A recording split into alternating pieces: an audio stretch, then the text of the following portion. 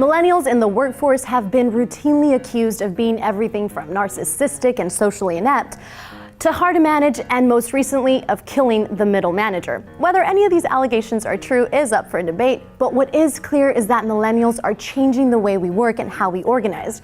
And these changes don't really bode well for the boss. We, and I'll include myself here, grew up in a world where if we had a question or wanted to learn a new skill, all we had to do was go to the internet. In some ways, we replaced authority figures like parents and teachers with computer screens. So it makes sense that when we'd enter the workforce, we'd be less inclined to take someone's advice or direction simply because of their title. CEO Phil Caravaggio from Precision Nutrition found that out the hard way when his employees challenged his ideas for marketing his own company. He had very little experience in marketing, so they were, some would say, understandably reticent. It no longer really matters where you are in the hierarchy, Caravaggio says. What seems to matter to millennials instead is experience, expertise, and what you can bring to the table. Instead of a traditional pyramid structure, millennials prefer flatter organizations with more shared responsibilities and transparency.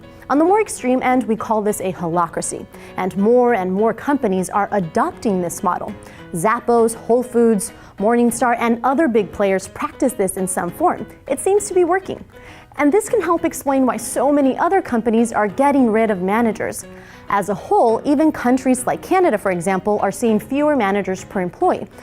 Of course, there are other factors at play too, like the recession, which forced companies to trim the fat, in some cases managers, and technological advances that have automated and replaced some typical manager duties, like tracking performance, which we can now do with data and analytics.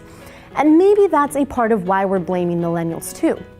Because in some ways, the millennial generation is intimately tied to this technological revolution and culture of efficiency.